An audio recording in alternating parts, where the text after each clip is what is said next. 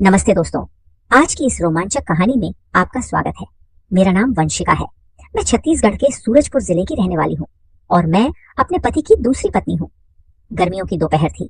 सूर्य जैसे आसमान से आग बरसा रहा था और घर आम दिनों से अधिक शांत लग रहा था। मैं रसोई में खड़ी थी, ताजगी भरी सब्जी के लिए गोभी काट रही थी और अपने विचारों को व्यस्त रखने की कोशिश कर रही थी। मेरे पति हमेशा की तरह काम में व्यस्त थे, जो हमारे परिवार से ज्यादा उनका समय मांगता था। मैंने उनके लंबे घंटों के इंतजार और इसके साथ आने वाली तन्हाई की आदत डाल दी थी। लेकिन आज का दिन कुछ अलग सा महसूस हो रहा था, क्योंकि गौतम, मेरा 20 साल का सौतेला बेटा, अचानक रसोई में आ गया।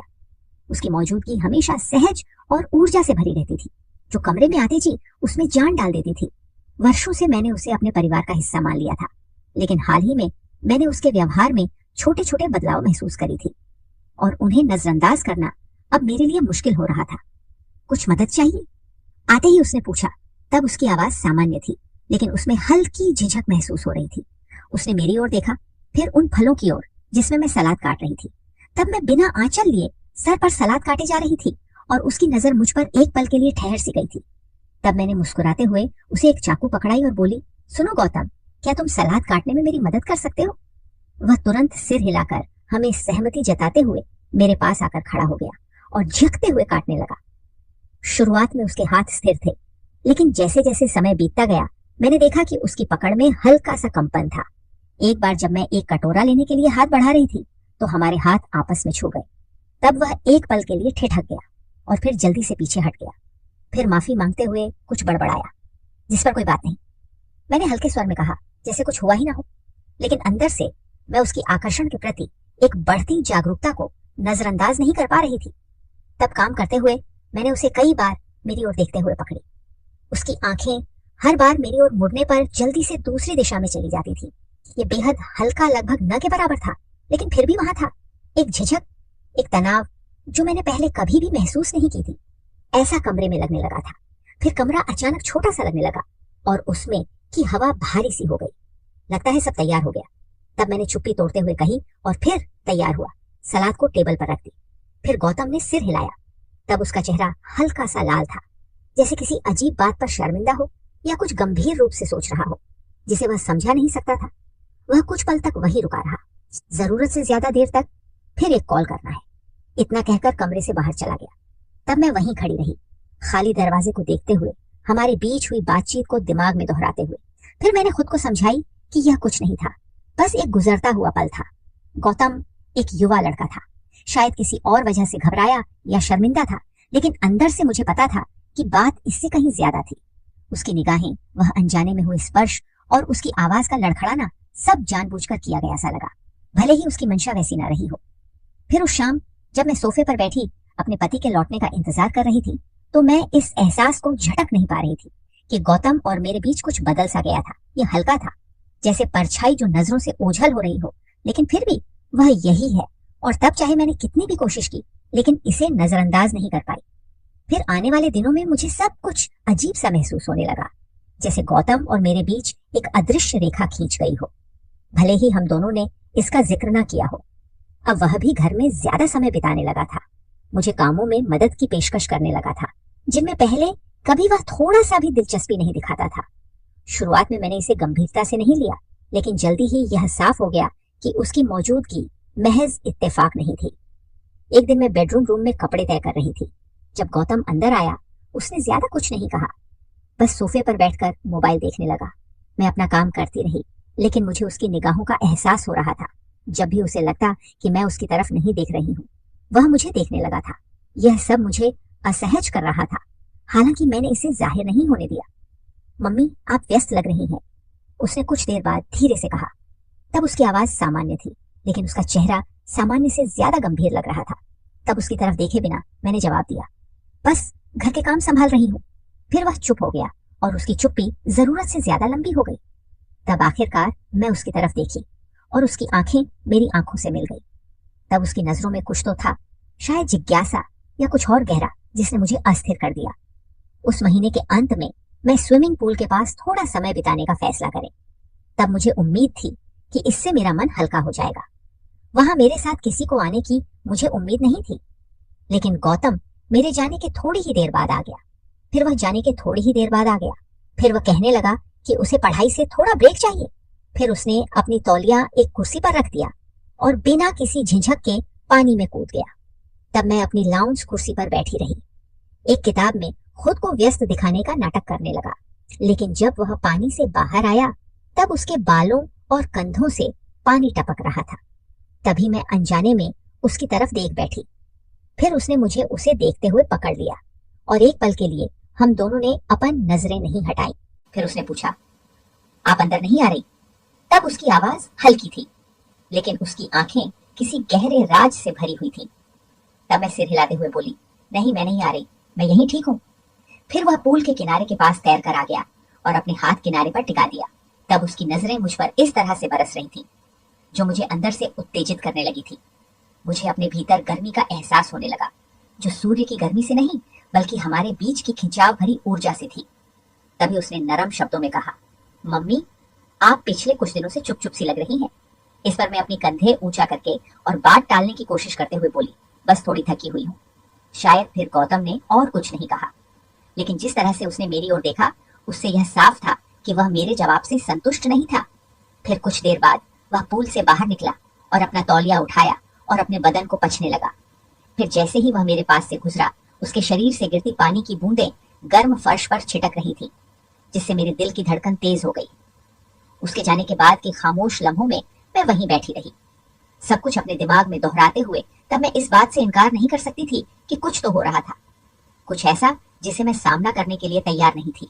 जिस तरह से वह मुझे देखता था, जिस तरह से वह मेरे पास आकर रुकता था, अब यह उसकी मासूमियत नहीं थी। अब मुझे लगने लगा था कि यह जानबूझकर कर रहा था और इसका जो प्रभाव मेरे अंदर जो हो रहा था उसे नजरअंदाज करना असंभव था। अब रात देर हो चुकी थी और घर शांत था। मैं अपने मन को शांत करने के लिए पानी लेने रसोई में गई थी।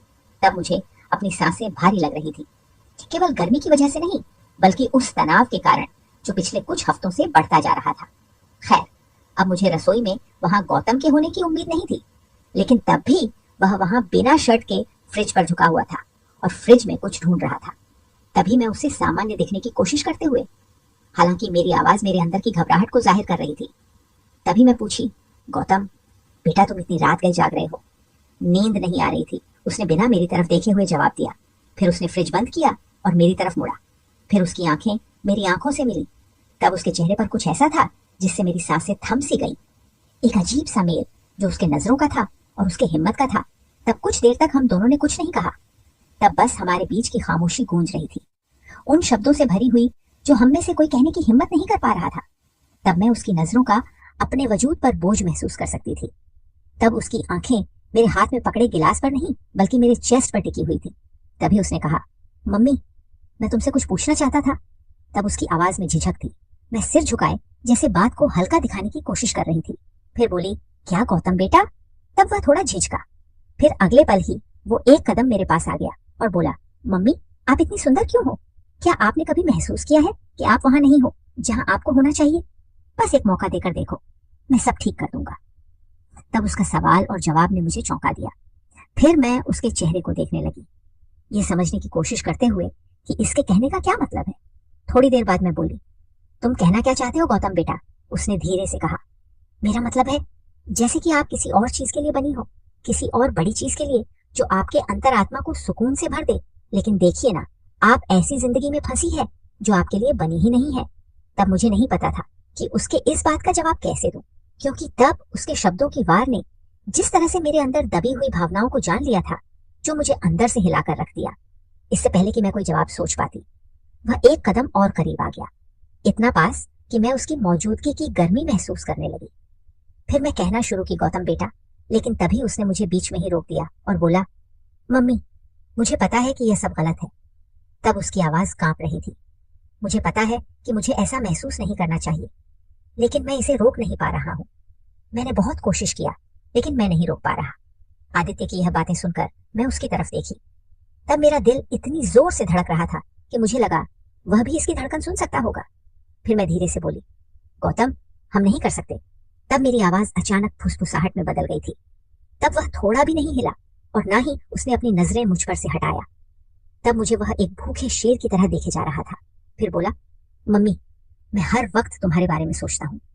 मैं ऐसा नहीं चाहता कि सोचूं, लेकिन मैं खुद को ऐसा सोचने से रोक नहीं पा रहा। अब तो मैं जहां भी देखता हूं तुम ही हो जो नजर आती हो। तब उसके शब्द हवा में लटके रहे, ओपन और बिना किसी रोक टोक के। तब मैं उसे रोकना चाहती थी, उसे जानने के लिए कहना चाहती थी और इस बातचीत को कभी ना होने जैसा मान लेना चाहती थी, लेकिन मैं ऐसा नहीं कर पाई। मैं एक बार कोशिश की लेकिन नहीं कर सकी। फिर जब उसने अपना हाथ आगे बढ़ाया और हल्के से अपनी उंगलियां मेरे हाथ पर फेरा, तब मुझे ऐसा लगा जैसे सीने में आग लग गई हो। तभी मुझे पीछे हट जाना चाहिए था, उसे बताना चाहिए था कि यह असंभव नहीं है, लेकिन मैं वहीं खड़ी रही, जर्सी गई। फिर उस पल को कुछ ऐसा बनने दिया जो नहीं होना चाहिए था। तभी कुछ ऐसा हुआ कि उसके होंठ मेरे होठों से छू गए, पहले तो झिझकते हुए हल्का, लेकिन फिर गहराई से। तब वह चुंबन बिजली जैसा था, तीव्र और पूरी तरह से सनसनी फैला देने वाला। तब मिनट भर में मैं अचानक पीछे हट गई। उस पल मेरी आंखों में आंसू आ गए थे। तब मैं आंखों में आंसू लिए बोली, गौतम, ये नहीं हो सकता। तब मेरी आवाज लड़खड़ा रही थी। फिर उसके जवाब का इंतजार किए बिना मैं कमरे कमरे से बाहर चली गई, उसे वहीं खामोशी में खड़ा छोड़कर। अब अगली सुबह मेरे लिए असनीय था, क्योंकि हमारे बीच की हवा उन सभी अनकहे शब्दों से भारी हो गई थी। अब तो मैं गौतम की तरफ देखने से भी बचने लगी थी। अब खुद को हर समय किसी ना किसी काम में व्यस्त रखने की कोशिश करने लगी थी। रोजमर्रा के कामों में खुद को व्यस्त रखते हुए मैं सामान्य होने की कोशिश कर रही थी, लेकिन जैसे ही वह कमरे में आता, मेरी धड़कन वापस तेज हो जाती और उसकी मौजूदगी का भार मुझे महसूस होने लगता। अब नाश्ते पर वह मेरे सामने ही बैठा था। वह चिंतित रूप से चुप दिख रहा था। तब मेरे पति बिजनेस के बारे में बातें कर रहे थे, हमारे बीच के होने से बिल्कुल अनजान। तब मैं उनकी बातों में हामी भरती रही, जैसे सुन रही हूं, लेकिन मेरा दिमाग कहीं और था। पिछली रात का वह चुंबन बार बार मुझे याद आ रहा था और मेरे अंदर की चाहत को जगा रहा था। जब मेरे पति काम पर चले गए, तब गौतम लिविंग रूम में ही रुका रहा। मैं उससे बचने की कोशिश कर रही थी, लेकिन जब मैं उसके पास से गुजरी, तब उसने धीमी आवाज में कहा, क्या हम बात कर सकते हैं? यह सुन मैं ठिठक गई। तब मुझे पता था कि इस बातचीत से मैं हमेशा के लिए बच नहीं सकती। फिर बिना कुछ कहे मैं मुड़ी और सोफे के किनारे बैठ गई, हो सके बनाए रखते हुए। फिर उसने कहा, मम्मी, मुझे माफ कर दो। तब उसकी आवाज पछतावे से भरी हुई थी। वह आगे कहने लगा, मुझे ऐसा नहीं करना चाहिए था, मैं तुम्हारे लिए पागल हो गया था, लेकिन मैं सच में तुम्हारे लिए चीजें और मुश्किल नहीं बनाना चाहता था। तब मैं सिर हिलाई, क्योंकि मेरे हाथ गोद में मजबूती से बंधे हुए थे। फिर बोली, गौतम, जो कुछ भी कल रात हुआ वो दोबारा नहीं हो सकता। हमने एक हद पार कर दी है। तभी उसने जल्दी से कहा, मुझे पता है मम्मी। फिर थोड़ा आगे झुकते हुए बोला, मुझे पता है कि यह गलत है, लेकिन मैं यह भी नहीं दिखावा कर सकता कि मुझे ऐसा महसूस नहीं होता। आप मेरे लिए सबसे ज्यादा मायने रखती हो, जितना कोई और कभी नहीं रखता। तब उसके शब्द मेरे दिल को चीरते हुए निकल गए। तब मैं उसे रोकने और उसे दूर रहने को कहने की कोशिश कर रही थी, लेकिन उसकी आवाज में छिपी सच्चाई ने मुझे ऐसा करने से रोक दिया। लेकिन आखिरकार मैंने कहा, गौतम, यह सही नहीं है ना मेरे लिए, ना तुम्हारे लिए और ना ही तुम्हारे पिता के लिए। यह सब कहते हुए मेरी आवाज कांप रही थी। मेरे द्वारा पिता का नाम लेने पर वो थोड़ा सहम सा गया, लेकिन पीछे नहीं हटा। फिर उसने कहा, मैं अपने जज्बात पर काबू नहीं पा रहा हूँ। तब उसकी आवाज फुसफुसाहट में बदल गई थी। फिर उसने कहा, मुझे पता है कि आप भी मुझे लेकर कुछ महसूस करती हो। ये मत कहो कि आप कुछ भी महसूस नहीं करती। तब हमारे बीच सच्चाई का बोझ भारी हो गया था। मैं अब और उसे झुठला नहीं सकती थी। तभी मैंने अपने अंदर कुछ महसूस की, कुछ ऐसा जिसे मैं न समझा सकती थी और ना सही ठहरा सकती थी, लेकिन इसका मतलब यह नहीं था कि वह सही था। फिर मैं दृढ़ता से बोली, गौतम, हम जो कुछ भी महसूस कर रहे हैं उसका कोई मतलब नहीं है। हालांकि मेरी आवाज कांप रही थी, फिर भी बोली, हमें इसे यही बंद करना होगा गौतम, हम ऐसा नहीं कर सकते। तब वह मुझे नजरें गड़ाए और एक दर्द के साथ मुझे देखने लगा। तब मैं उसे चोट नहीं पहुंचाना चाहती थी। मैं उसे सब बता देना चाहती थी कि तुम ही वह इंसान हो जिसने मुझे ऐसा महसूस करवाया है। तब मैं यह दिखावा नहीं कर सकती थी कि यह सब सच नहीं है, बल्कि सब कुछ बांटना चाहती थी। तब मैं जवाब देती, इससे पहले ही बालकनी में कार के आने की आवाज ने उस पल को तोड़ दिया। तब मेरा पति जल्दी घर लौट आया था। तब गौतम और मैंने घबराहट भरी नजरें एक दूसरे से मिलाई और वह जल्दी से उठा और बिना कुछ कहे अपने कमरे में चला गया। जैसे ही मैंने उसे लाश से जाते होते देखी, मेरे सीने में एक अजीब सी कसक उठी जिसे मैं समझा नहीं पा रही थी। सीमाएं धुंधली हो चुकी थी, मर्यादा टूट चुकी थी और कुछ भी पहले जैसा नहीं रहेगा। मेरा दिल अपराध, जन्म, वफादारी और उस भावना के बीच बंट चुका था जिसे मैं नाम देने की हिम्मत भी नहीं कर सकती थी। और पहली बार मुझे नहीं पता था कि अब मैं आगे क्या करने वाली थी। फिर जैसे ही मेरे पति घर के अंदर आए, मैंने खुद को सामान्य दिखाने की कोशिश की। तुम जल्दी आ गए, मैंने हंसने का नाटक करते हुए पूछा। हाँ, ऑफिस में मीटिंग कैंसिल हो गई, उन्होंने अपनी टाई ढीली करते हुए कहा। फिर मैं जल्दी से किचन में चली गई, कुछ ऐसा करने की कोशिश में जिससे मेरे चेहरे के भाव छिप सके, लेकिन मेरे भीतर का तूफान थमने का नाम नहीं ले रहा था। गौतम और मेरे बीच जो कुछ हुआ था वह मेरे दिमाग में लगातार घूम रहा था। रात का खाना खामोशी में ही बीता। उधर जब से गौतम अपने कमरे में गया था तब से बाहर नहीं आया था और मैंने भी उसे बुलाने की हिम्मत नहीं की। मेरे पति हमेशा की तरह काम और ऑफिस की बातें करते रहे, लेकिन मेरी दुनिया अब पहले जैसी नहीं रही थी। अगले दिन सुबह का माहौल ठंडा था, लेकिन मेरे अंदर की बेचैनी गर्म थी। मैं गौतम से नजरें मिलाने से बच रही थी, लेकिन जब उसने नाश्ते की मेज पर बैठते हुए मुझे देखा तब उसकी आंखों में वही गहराई थी। तभी उसने अचानक कहा, आज मैं दोस्तों के साथ बाहर जा रहा हूं। इस पर मेरे पति ने बिना कुछ सोचे जवाब दे दिया कि अच्छा है। अब गौतम का बाहर जाना मेरे लिए राहत जैसा था। कुछ घंटों तक मैं खुद को शांत रखने की कोशिश कर सकती थी, लेकिन जैसे ही वह बाहर निकला मैंने महसूस किया कि राहत की जगह खालीपन ने ले ली थी। अब शाम को जब गौतम वापस आया तब मैं लिविंग रूम में अकेली बैठी थी। मेरे पति अपने किसी बिजनेस के सिलसिले में गए थे और घर में बस हम दोनों ही थे। तब गौतम ने सीधे मेरी ओर देखा और बोला, मम्मी, अब हमें बात करनी होगी। तब उसकी आवाज गंभीर थी। मैं गहरी सांस ली और उसे बैठने का इशारा की। फिर बोली, गौतम, जो हुआ वह नहीं होना चाहिए था, यह गलत है, हमें इसे यही रोकना होगा। तब वह चुप रहा, लेकिन उसकी आंखें मुझे पड़ रही थी। थोड़ी देर बाद आखिरकार कहा, मुझे पता है ये सही नहीं है, लेकिन जो मैं महसूस करता हूँ वह भी झूठा नहीं है और मुझे नहीं लगता कि आज भी इससे इनकार कर सकती हो। इस पर मैं बोली, गौतम, मैं तुम्हारे पिता की पत्नी हूँ, हमारी जिंदगी अलग अलग है, तुम्हें इसे समझना होगा। तब उसने गहरी सांस लिया और बोला, मैं आपको कभी कोई परेशानी नहीं दूंगा। मैं बस यही चाहता हूँ कि आप यह जानो कि मैं आपको कितना चाहता हूँ, लेकिन अगर आपके लिए इसे यही रोकना जरूरी है तो मैं इसे समझता हूँ।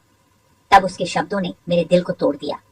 मैं जानती थी कि वह सच कह रहा था, लेकिन जो सच मैं महसूस कर रही थी वह हमारी जिंदगी को बर्बाद कर सकता था। फिर अगले कुछ दिनों में गौतम ने मुझसे दूरी बनानी शुरू कर दिया। उसने घर में समय बिताना कम कर दिया और अपने दोस्तों के साथ ज्यादा बाहर रहने लगा। हमारे बीच की खामोशी अब एक समझौता बन चुकी थी। कुछ हफ्तों बाद उसने घोषणा किया कि वह शहर से बाहर पढ़ाई के लिए जा रहा है। मेरे पति ने यह सुनकर अपनी खुशी जताई, लेकिन मेरे भीतर एक खालीपन घर कर गया। जिस दिन वह गया मैं अपने कमरे में अकेली बैठी थी। उसने घर से निकलने से पहले मुझसे कुछ नहीं कहा, लेकिन जब मैं खिड़की से बाहर देख रही थी तब उसने पलटकर मेरी ओर देखा। तब उसकी आंखों में आंसू थे, लेकिन उसके चेहरे पर एक हल्की मुस्कान भी थी, जैसे कह रहा हो सब ठीक हो जाएगा। उसके जाने के बाद मैंने अपने अंदर के संघर्ष को धीरे धीरे स्वीकार कर लिया। मैं जानती थी कि जो हुआ वह कभी नहीं होना चाहिए था, लेकिन जो भावनाएं हमारे बीच पनपी वे भी झूठी नहीं थी। अब जीवन फिर से सामान्य दिखने लगा था, लेकिन हर बार जब मैं अकेली होती मुझे वह पल याद आ जाता और उन यादों के साथ अब एक अधूरी कहानी का बोझ मेरे दिल में हमेशा के लिए बस गई थी। तो दोस्तों, यह थी हमारी आज की छोटी सी कहानी। अगर आपको यह कहानी पसंद आई हो तो इसे लाइक करें और अपने दोस्तों के साथ शेयर करें। आगे भी ऐसी ही रोमांचक कहानियों के लिए हमारे चैनल को सब्सक्राइब जरूर करें। धन्यवाद।